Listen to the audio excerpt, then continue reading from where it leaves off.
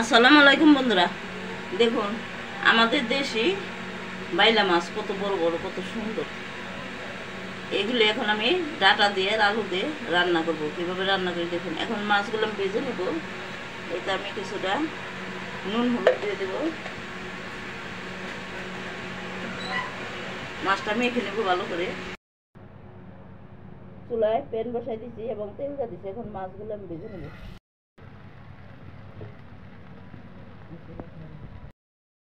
এখন মাছগুলি ভাজা হয়ে গেছে, এখন আমি উঠিয়ে নেব। মাছগুলো বড় করে দেব।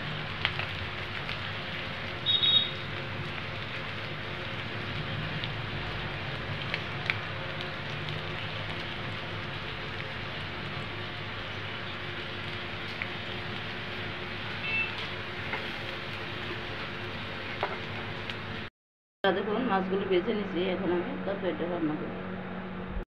চুলে কড়াইয়ে তেল দিয়ে দিছি। সর্ষের তেল তো এই জন্য আগে থেকে একটু দেই, তেলটা হিটও ফেনা উঠে হয়ে যায়।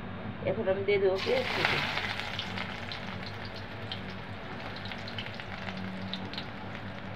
বন্ধুরা, পেঁয়াজটা ভালো করে ভেজে নেব। এখন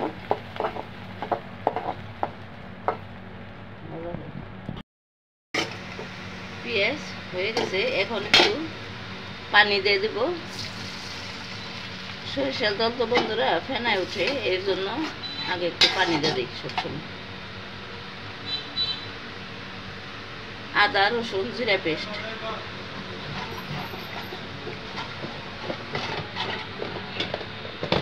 এখন আমি একে একে সব মশলাগুলো অ্যাড করে দেবো। হলুদের গুঁড়ো দিয়ে দিলাম, মরিচের গুঁড়ো।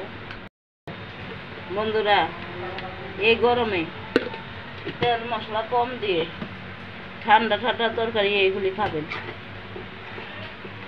এই গরমে, এত গরমে বেশি মশলা তরকারি খেলে বাঁচার উপায় নেই। আমি দেশি বেলে মাছ দিয়ে, ডাটা দিয়ে, আলু দিয়ে এভাবে রান্না করব। দেখুন, আমি তরকারিতে লবণ দিই না, এখন দিয়ে দেবো। স্বাদ মতো লবণ দিয়ে দিলাম। দেখুন তরকারি কষানো হয়ে গেছে।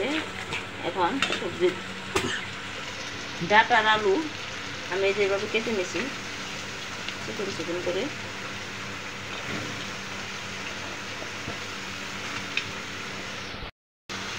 এখন ভালো করে নেড়ে চেড়ে ঢেকে দেবো। এটাকে আমি ভালো করে কষিয়ে নেব।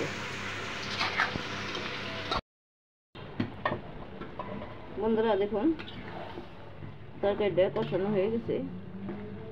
এখন দিয়ে দেবো আমি সামান্য কিছু ভেন্ডি।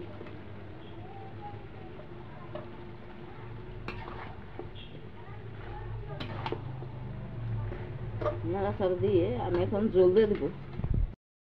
বন্ধুরা, তরকারিতে জল দিয়ে দেবো।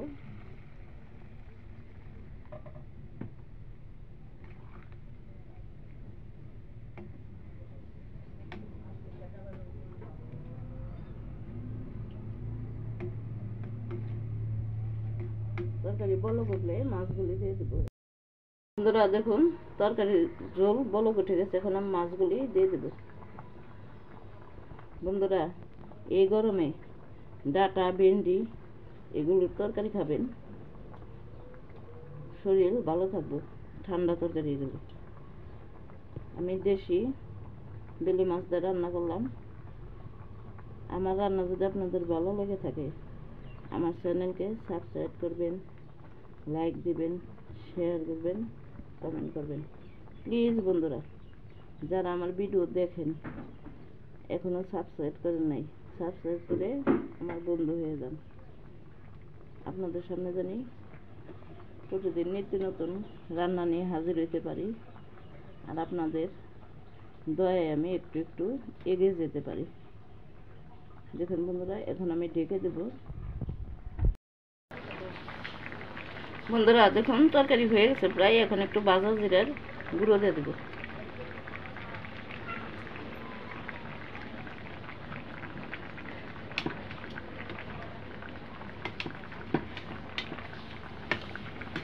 তরকারিটা এখন আমি নামিয়ে ফেলবো, নামিয়ে পরিবেশন করব।